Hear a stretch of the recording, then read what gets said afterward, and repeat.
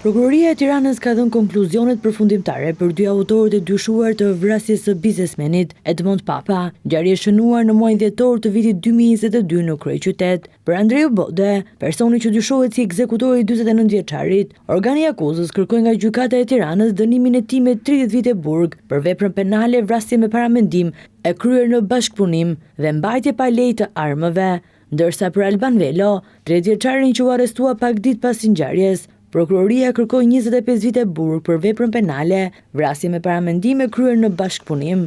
Prokurori Albert Kuliçi kërkoi që dy të pandehurit të kryejnë dënimin në një burg të sigurisë së lartë për shkak të rrezikshmërisë që ata paraqesin. Edmond Papa u ekzekutua më 16 dhjetor të vitit 2022 në zonën e Selitës në Tiranë, në rrugën Fadil Bodinaku.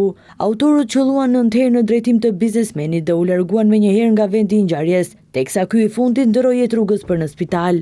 Edmond Papa rezultonte me precedent në Greqi. Ai ishte i dënuar për trafik drogës si dhe i skeduar më parë në Britaninë e Madhe. Viktima ishte pronari i hotelit Blue Sky në qytetin e Sarandës. Nga hetimet e deritanishme del se ngjarja ndodhi për akmarrje pas atentatit me tritol në të njëjtin vit në Tiranë, ku mbeti i vrarë Aleksandër Sadikaj, nipi i fisit Kalemi në Memaliaj. Saga e hakmarrjes mes Aleksandër Sadikajt dhe grupit që drejtohej nga biznesmeni Papa ka nisur për shkak të përplasjeve në lidhje me punët e drogës.